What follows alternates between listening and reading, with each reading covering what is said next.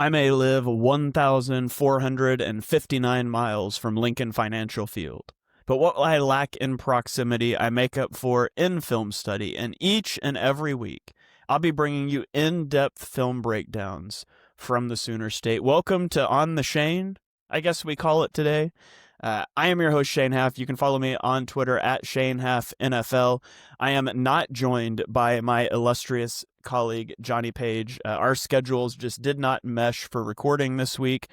And so I'm going to do a solo show, and honestly, Johnny may have to pay me back next week because I'm not sure if I'm going to be around next week. And so holiday travel and all that stuff. But I just stumbled in from work, laid like 18 pallets of sod today, and I have a quick 45 minutes or so to record this before I go to a church Thanksgiving dinner. So I'm recording it instead of airing it live because we've got people streaming in Riverside right now. And so I'm recording this in Streamlabs. I will run it through Riverside later to clean up the audio. So apologies to those of you that enjoy watching live.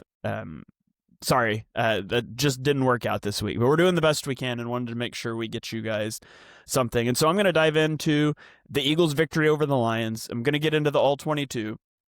The plan is not to be super negative. Honestly, I'm just kind of tired of it. I want to try to talk about some different things, and so I'm going to focus on some solutions, some things the Eagles did well offensively, and of course, it's not hard to be positive about the defense. So I am going to start with the offense, so we do end on the most positive note.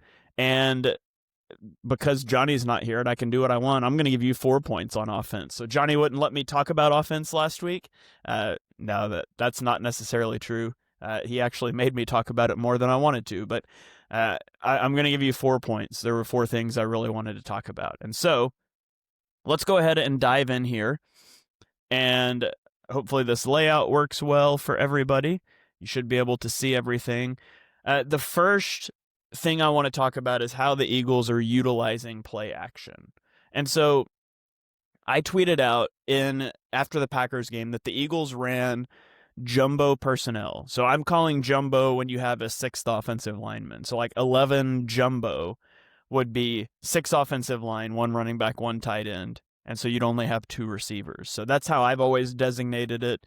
So just generically jumbo, not breaking down into 11 jumbo, 12 jumbo, whatever. But with a 6th offensive lineman on the field against the Packers, it was either 11 or 12 plays that the Eagles ran from jumbo, and every single one of them was a run play. And so you start to become really predictable with that. It's something I pointed out on our show, or in my pass game review last week, I think. Maybe I didn't because they never threw a pass, but I definitely pointed it out on Twitter. And so the Eagles come out in this game, and their first play of the game, this is, first play of the game, you've got 6 offensive linemen on the field. And so what the Lions are thinking is, this is obviously a run play, right? Run distance, 1st and 10, run formation, jumbo personnel. And so what you're going to see is at the snap of the ball, these linebackers fly downhill. Like, I'm going to talk about how the Eagles bite on play action when we get to the defensive part. Just what all 3 of these guys are going to get like 4 to 5 yards upfield. Look at that. So you displaced, just by virtue of breaking a tendency, you took 3 linebackers that were here and you moved them here, right? So you have opened up this window to throw the football into, versus if it wasn't play action and they start to gain depth, we're trying to throw into this window, right? Obviously that yellow window is a lot easier to throw into, and we can have whatever discussions you guys want to about whether Jalen Hurts likes to throw over the middle of the field. But this is making it easier, right? I'm just realizing that the corners of my screen are getting clipped off, and I think it's going to impact whether you can see the receivers. So let me try to adjust that really quickly, if it'll cooperate here. This is great podcasting, right? Trying to adjust things on the fly. There we go. That's a little better. Interesting that it's giving me a bit of a different resolution here. We'll just stretch it out a little bit and we'll call that good. Okay, so back to the play. So you're going to create this big void, right? You're going to have a 20-yard void over the middle of the field, which when you run play action, that's where you're trying to attack, right? We're trying to manipulate guys that are in run fits. It's really hard to manipulate this safety with play action because he's not in a run fit. It's hard to manipulate this cornerback because he's not in a run fit. So he's not keying on that at all. And so we talked about how the linebackers are going to get sucked up. There's going to be a huge void. Here's the problem. The Eagles are going to run a curl route, and they're going to run a corner route. And again, these cornerbacks aren't affected by play action because they're not in run fits. And so you watch this play out, and you think, man, what if we ran something over the middle of the field here? But we just didn't. And so you're left trying to throw, like, this worked. The intent of play action worked. We sucked up the linebackers. But this is what we're trying to throw. Like, that's a tremendously difficult throw to make. And, Hurts is going to put this on the money. Boom, that hits you in the hands. That should be a catch. Smitty drops it. It's an unfortunate start to the game, but it's one of those things where you almost get the feeling the Eagles are like, hey, play action is good, but we're not using it to attack the defenders we're manipulating. We're not conflicting people. And so we can watch from the back view here, not that it really changes anything, but you can sort of see, those linebackers come flying up. Hurts hits the top of his drop, ball's out, ball's on the money, ball's dropped. All right. Okay. So that's one example of play action. So let's go to another example of play action. This time, the Eagles are going to run their play action. I believe this is jumbo again, because I think this is an extra offensive lineman right here. So I think you're jumbo again, and you've got your tight end sort of in this gap. And what the Eagles are going to do is they're going to run a post with a drive concept. So we've got the play action post, and then we're going to have sort of a drive concept like this. And so here's the thing. Let's run this and we'll show you what happens here. So you want to throw this post, like ideally, but the problem is they spin into a single high safety and there's no other vertical route to really conflict this safety. And so he just gets over the top of this post. And so if you want to try to throw the post, like hypothetically, a dig route could do that. It's a Yankee concept. We're going to get to that one in a minute. So hypothetically, you could do that. The problem becomes in, look how slow Goddard is to get off the line. And so by now, like, this safety has already had a chance to close. I mean, you could throw this to A.J. Brown, and that's probably what I would rather Jalen do here. But it just doesn't work. And we can see from the back, the Eagles are trying to be a bit tricky here. Yeah, this is jumbo. That's an extra lineman. So they line him up in the C gap. And at the snap of the ball, they're going to release him through the B gap, right? So this is called an insert play. And I'm going to show you an example of the Lions doing this to get a big play. The Rams do this a lot. It's a good way to scheme things. But the problem is you're trying to run through traffic to get free, but the guy that's responsible for Goddard is way away from the traffic. It's going to be this safety up here. It's this guy. This is who's going to end up being responsible for Goddard. So he's not caught up in any traffic. And then look at this dig route. Like, it just, look at this little jab outside there. You're not threatening that guy. You've already started to angle inside. He knows where you're running. This is a really bad route by Goddard. Does anybody think he's not running this way? Like, if you pushed upfield and snapped this off, or if you just get across the field here, you could be open, right? And so I like the idea, but honestly, what I would rather have happen is have A.J. Brown, like, switch A.J. Brown and Dallas Goedert. Like, maybe you attach Dallas Goedert to the line here, and you motion A.J. Brown, and you release him through the B gap to run a crosser. And you just have Dallas Goedert run your drag or something like that. You need it to be a fast guy. Like, this cornerback is probably going to be responsible for AJ. And so if you motion him in, he's got to fight through traffic. We're not creating traffic here, right? We're not creating traffic. We're not creating conflict for that safety. And so this play action play falls flat too. We tried an insert thing. We just didn't use it effectively. And so then we get to the last one. And we'll talk about the blocking from the backside, but the Eagles are going to run Yankee, which is a post with a dig route. That's deeper than the dig actually is, and all you're doing off of this is reading this safety. If he gets back with the post, we can probably throw the dig. If he comes down on the dig, we throw over the top. And so forget the protection. Just watch how this plays out. A.J. Brown attacks the outside shoulder, snaps this off. The safety is getting over the top, right? So we move the linebackers. We can throw this into this window, right? This is what we should be using play action to do. We're targeting this portion of the field, right? You can watch the linebackers, watch where they start. They come up. It's not as bad as the first play, but they still come up 3 yards. There's the window. Boom, ball's out. We get an explosive play. Except at the top of our drop, we're just getting massacred. And we're getting massacred when we go to the backside for a few reasons. One is that we ask Kylan Granson to block Aiden Hutchinson and then release him and get to the flat so a Grant Calcaterra can come across and pick him up. That could make sense if we're like bootlegging away, but we're trying to take a straight drop, right? And so we absolutely can't leave this tight end here, or this tight end on an all-pro level player here. But we do it, and then we're like trying to get everyone to come across and kick outside. All right, so if you watch this play out, we get the snap of the ball. See how everybody's trying to slant? We've got Cam Jurgens passing this guy off to Tyler Steen. Fred Johnson's also passing a guy off to Tyler Steen. And it's just a disaster, and Hurts has nowhere to go once he hits his drop. And so we should be blocking this up better. You know, I don't know. Get Fred Johnson out here and give him chip help. Let's just block this. You know, and maybe you could try to leave him on an island because you're going to boot this way into your double team or something if you need to create space. And Cam Jurgens is sort of free to read both of them. There's different ways you could do it. Bottom line is it's poorly designed pass protection. It's poorly executed. And this time the play action generates the window and you have a route there, but you just can't throw it. And so the Eagles use play action. They didn't use it well. And you just have to know what play action is designed to do.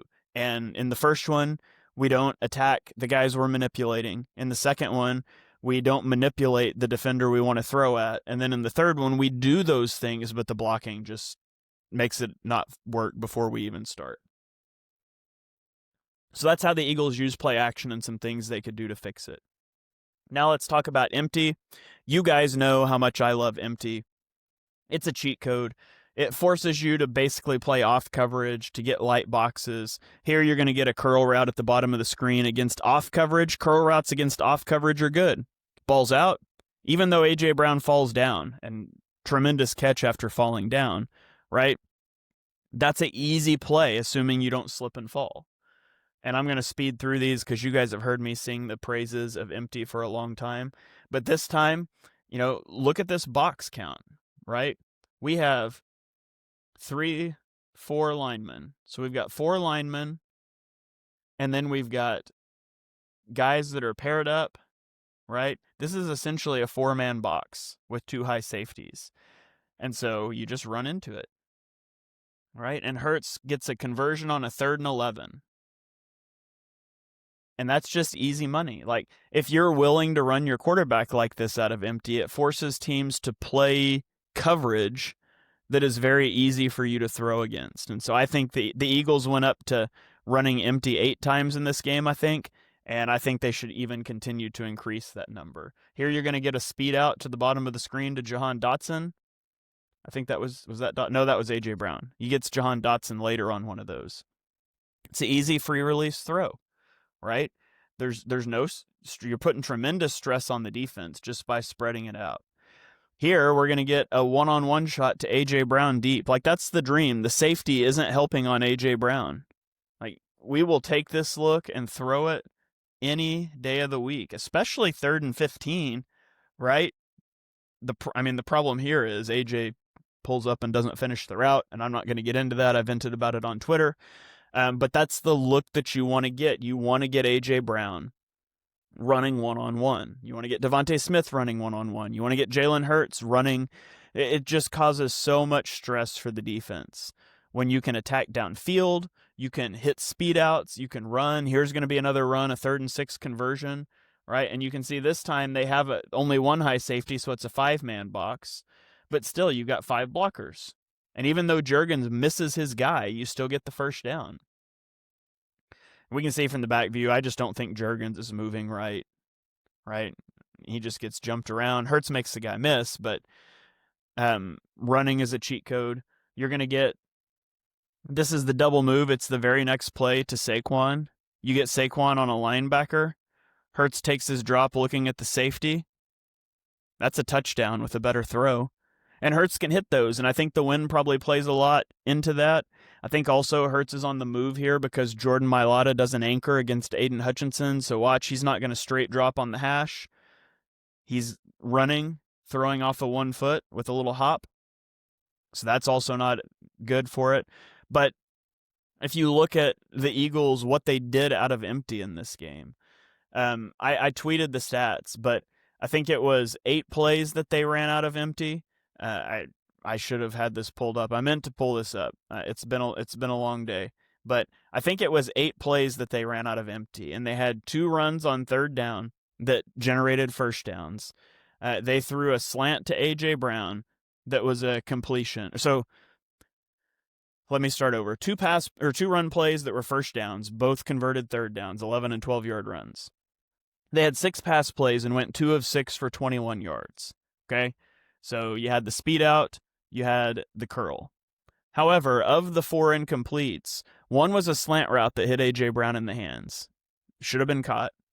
1 was a slot fade to Dallas Goedert, which isn't, I don't love that, but it gives you a chance. 1 was the one-on-one deep ball to Brown, and then the double move to Saquon. And so you expect A.J. to catch that slant. You expect Jalen to hit that double move to Saquon. If you hit those plays that are pretty routine for Jalen most of the time, you're 4 of 6, and you got a deep ball to A.J. Brown in there that he may or may not catch, too, for a big play.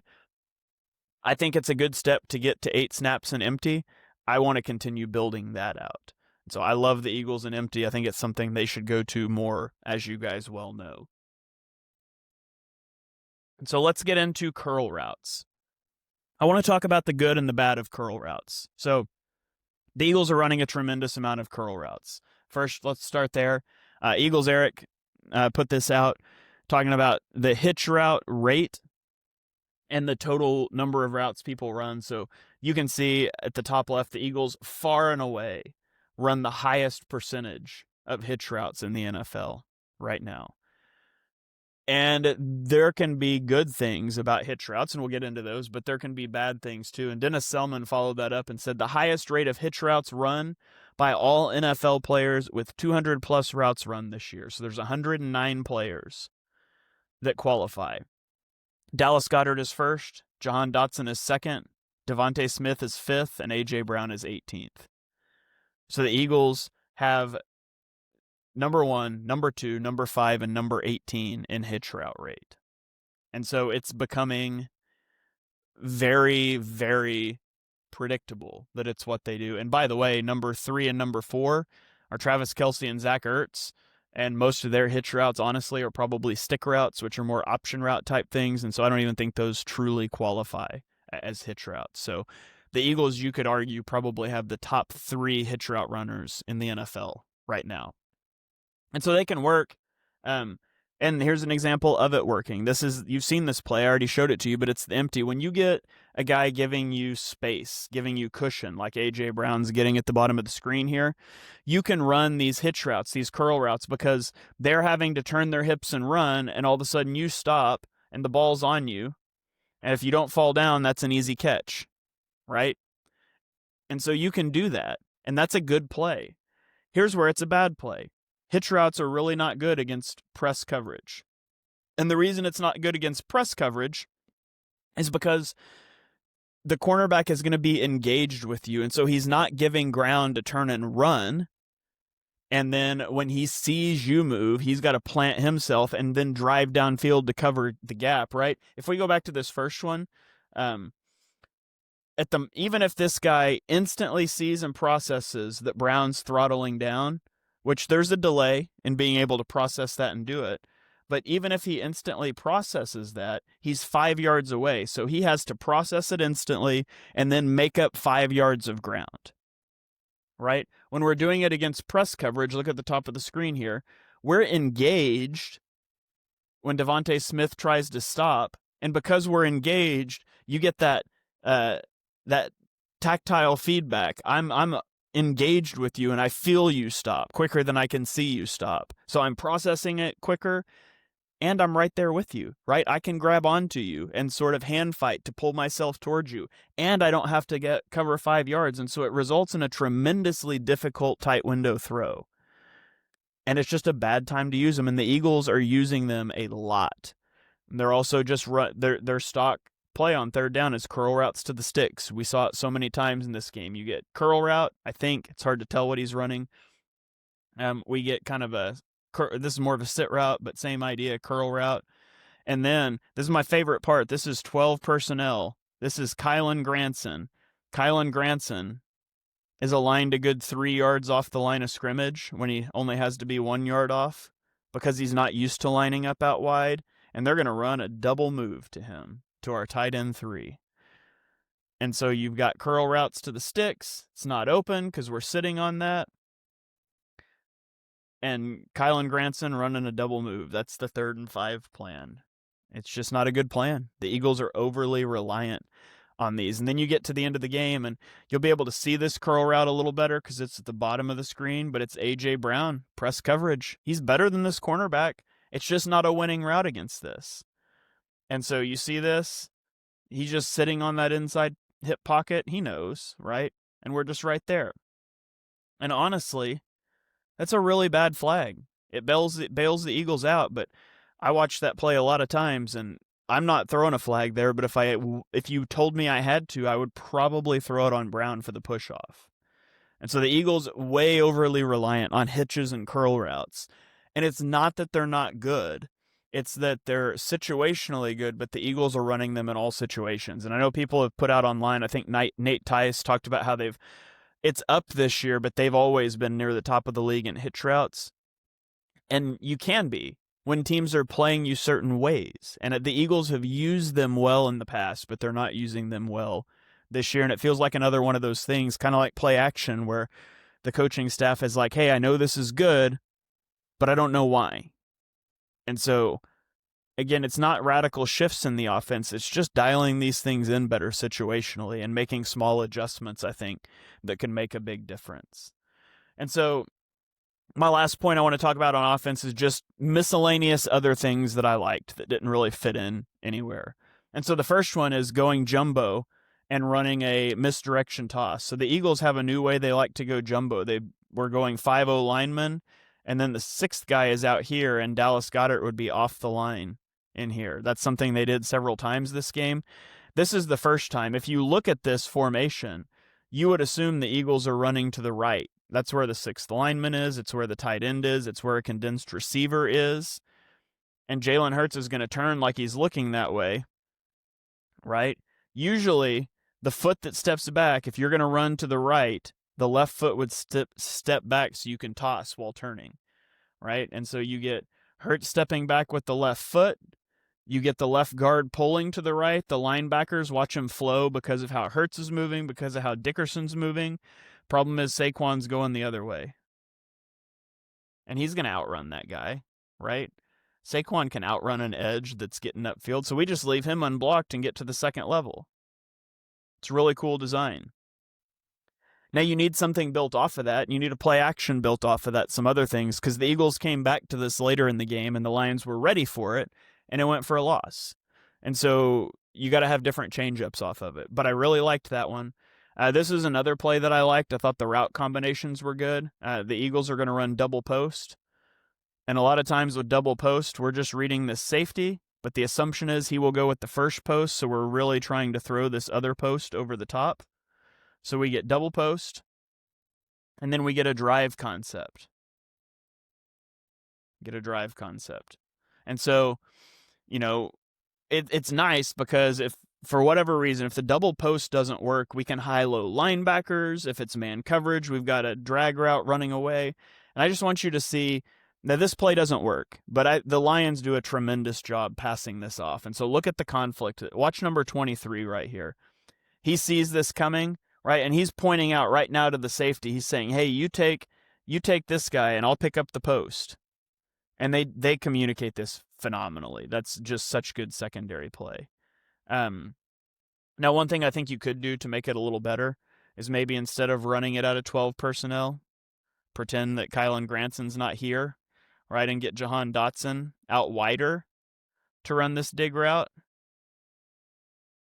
And I think the reason that works is because he's going to be faster to get upfield, but also it's going to pull this cornerback out further. And so he's further away from the safety. It would make it harder to communicate that pass off. And like, just imagine if they don't pass this off, right? If they don't pass this off, then number 23 has to make a choice. Like, do I go with the post route and Hurts can throw this drive route, this dig route? Or do I keep running with the dig route and the post route's probably going to be open? So I liked this design. I would tweak the personnel and alignment just a little bit, but that one's nice. You had 4 routes that Hurts could conceivably progress to across the middle of the field. And so I liked seeing that. Would like to see some more things like that. Just have less linebackers on the field or tight ends on the field. And then this one, the Lions have 6 guys up on the line. And so a lot of times teams are doing that to force you to block your running back so we don't have to account for him. And that's what the Lions are trying to do here. Except instead of blocking them all, they're just going to leave this end unblocked, and Saquon's going to flare out to the flat, and they just dump it to him. That's beautiful. It's a tendency breaker because the Eagles typically try to block that up, but if you can throw hot against it, it slows down the blitzes, right? You can't blitz so recklessly if you don't know. So like typically a team's going to try to block this up probably like this and have Saquon step to this linebacker. But the Eagles decide not to do that. They just full slide to the right and they leave this end unblocked and Saquon leaks out. I really liked that. I thought it was a nice little change-up, right? Just lob it over his head. You get a one-on-one out there. You don't make a guy miss, but it's a nice play to beat the blitz. So that was some of the stuff that I liked on the offense that didn't really fit in anywhere else. So let's flip over to the defense now. And let's talk about Quinyon Mitchell. And guys, Quinyon Mitchell is phenomenal. I'm probably prepared to stop hedging and saying that he is a top 3 cornerback and just say he might be the best cornerback in the NFL. What the Eagles are doing with Quinyon Mitchell, and I don't want to take away credit from Adoree Jackson, who has played better since the bye, but he's gotten a tremendously easier job because of what the Eagles are doing with Quinyon Mitchell. And so let's talk about what they're doing. First of all, they are almost always aligning Quinyon Mitchell on the short side of the field. The ball's on this hash, Quinyon's over here. If it's on the other hash, he's on the short side. Why do they do that? It's a shorter throw. And so for a quarterback to drive an out route from the left hash to the left side of the field versus from the left hash to the right side of the field, the ball's got to travel a lot further to the right, and so it gives you more time as a corner to break on it. And so the Eagles are putting him on the short side because it's the harder side to play. He has less time to respond. So the upshot to that is Adoree Jackson has more time. And so it basically gains him a half a step that he wouldn't otherwise have. But beyond that, they're also just pushing coverage away from Quinyon Mitchell a lot. And so this play, the Eagles are going to run cover 8. Cover 8 is quarter, half. Cover 6 means the quarters is on the passing strength. Cover 8 means the quarters is on the passing weakness. And so Quinyon Mitchell is on the weak side because we've got 1 receiver and a tight end, and the other side has 2 receivers and a running back. So Quinyon Mitchell is on the quarter side. What that means is he's going to play straight up man coverage, essentially, right? And I mean, I guess technically. So I said he's on the strong side. Different teams will do this different ways. So let me just quickly say that. Some teams will say this is the strong side because it has 3 receiving threats. I think a lot of teams will say this is the strong side because it has 2 wide receivers, and that trumps wide receiver, tight end, running back. So depends on how you're going to do it. Regardless, what they're going to do is the way this plays out, Quinyon's one-on-one with this guy, and Reed Blankenship is instantly cross-keying, looking for a crosser, And then Andrew Makuba is playing a half-field safety role. Him playing half-field safety means that Adoree Jackson can play a squat technique in the flat. He's not responsible for running with these routes. He can sit under curl routes, out routes, those sorts of things, because he's not required to carry things vertically. And so watch this play out. First of all, watch Adoree Jackson, and you can see how good the coverage is. Oh, this is the strong side because of the motion. I should have let the clip roll. But watch Jackson. He's able to open his hips, look at the quarterback, right? If this became an out route, he's right underneath it. You can't throw that. He's kind of splitting two guys. He's got help over the top. That's where Goff wants to go, and he can't go there, right? But why can you do this? Look at Quinyon Mitchell. Just lockdown defense. Running that dig route for a guy. That's a tremendously hard route to run. Now this time he's at the bottom of the screen because it's the short side of the field. This is going to be cover 3, but Quinyon's on the short side. And just look at him sit on this route, and it's just not there. And then this time it's going to be quarter, half, and Quinyon Mitchell, I think it's quarter, half. They quick snap, so it's hard to get a great look. Regardless, he's on the short side. Right, and it goes away from him. And look, you notice this time, Adoree Jackson doesn't have safety help, but it's this long throw from one set of hashes out to the other sideline, and it buys him that extra half a second. If this is a shorter throw, is he able to break this up? I don't think so. But that extra half second buys him time to make a good pass breakup play. And so it's helping Adoree Jackson. Here you're going to get Quinyon Mitchell at the top of the screen. He's got a dig route with no help. Just look at this. It's such good coverage. Then you're going to get a cover 1 blitz, and Reed Blankenship is responsible for the running back, and the running back stays into block, so Reed Blankenship is just supposed to look for work. And you're going to get a dig route, and usually you'd probably help on that route, but Reed just ignores it entirely and is going to come down and help on a shallow route because you just trust Quinyon Mitchell, and look at how well he plays that. He's just able to slingshot inside of this guy. Tremendous coverage reps by Quinyon. Now you get him at the top of the screen, short side of the field. This is going to be an out route. Just watch the way he plays this. There is nothing there whatsoever. And then this one's probably one of the most impressive ones. You're going to get, this is a switch release, right? And so switch release, these two receivers are going to kind of swap here. And the guy that's on top is now Quinyon's responsibility, and he's going to run the dig. So switch release is difficult. Defending a dig from outside leverage is difficult. This is both of them combined. Watch Quinyon just lock this down. Just boom, closes the gap, contacts at the catch point. Tremendous stuff. And then at the bottom of the screen, he's going to defend a curl route. You just eventually have to throw at him, and there is just nowhere to put that football. So Quinyon Mitchell, absolute stud. Honestly, the best cornerback film I've ever watched in a single game was from this Lions game. And if Quinyon can do that, you can certainly live with Adoree Jackson as your CB2 as you do different things to help him out. So that was really encouraging. Quinyon Mitchell's a stud, a very impactful player for the Eagles right now, and hopefully he's able to sustain that level because the Eagles are definitely taking advantage of it while he's on this heater. So now let's go to my second point. I want to talk about Nico Dean.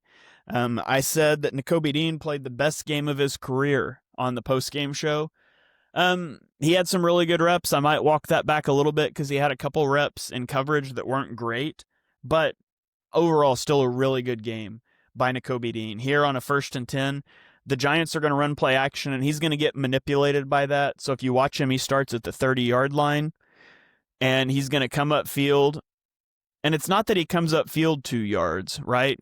It's look at how he hesitates, right? So we're looking at a receiver that's starting at the 25. And by the time Nico Dean gets back to where he started, that receiver has traveled 13 yards upfield and broken, and the ball's out.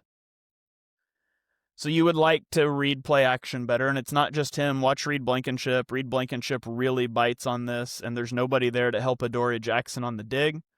Fortunately, the Eagles bat the ball down, but he definitely got manipulated by play action, and that's part of how he plays run defense is he shoots those gaps, he gets those run-throughs, and so you do have to trigger hard downhill. That's the downside to it sometimes. You can create some throwing windows over the middle of the field. But this is going to be a good rep. He's going to run a cross dog blitz, which means he and Zach Bond are crossing each other, and he's going to apply pressure to Jared Goff. And I think I have the back view of this one too. Throw has to come out early. Look where the running back is when Goff releases that. The running back is at the 22-yard line and is trying to break at like the 18. So he's throwing it like 4 yards before the break. It makes it a tremendously difficult throw. And it's all because of the pressure. But watch this. They cross each other. He just goes through the center, gets to Goff. It's a really good play because that route probably is open if Goff has the time to throw that. Then we're going to get to, this is another bad rep. So if you watch this play out, Quinyon Mitchell is going to get a press against this crosser, and there's a running back coming out to the flat. And so Quinyon Mitchell presses the crosser and then is going to let him go to rally to the flat. And Nico Dean just doesn't pick up this crosser. Nobody does. And so, I mean, there's nobody in the flat, which is what makes me say this has got to be Quinyon's responsibility. I mean, it's possible Nicobe should be there, but either way, that would make him wrong.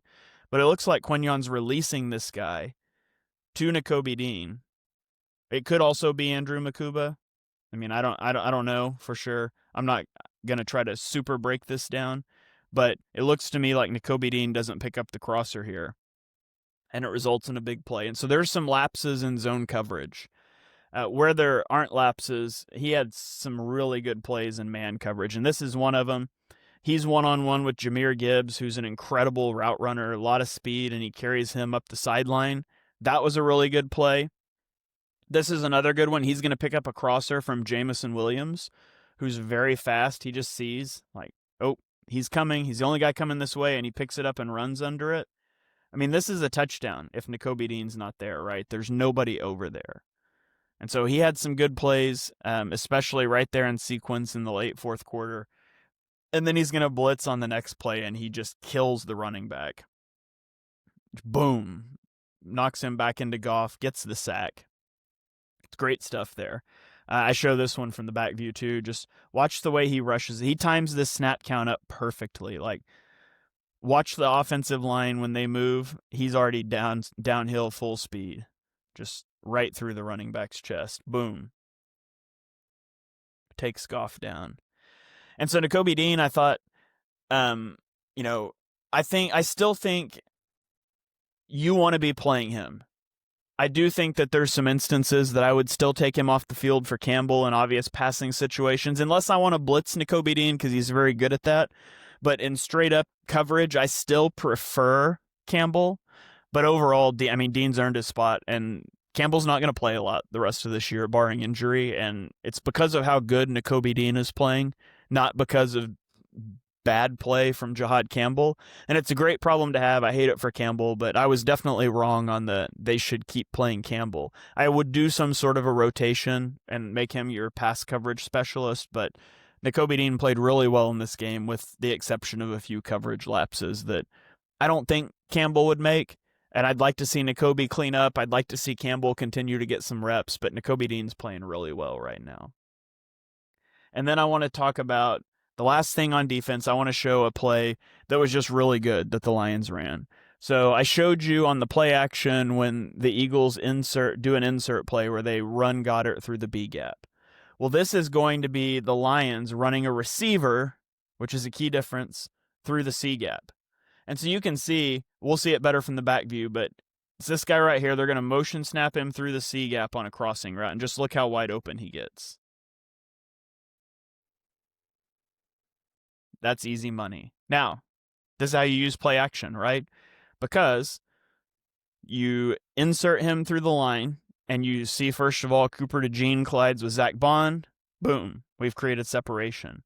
You also see, I think this is like a cover one man look. And so I don't know if Reed Blankenship's supposed to be the hole defender, but he's so caught up on the play action.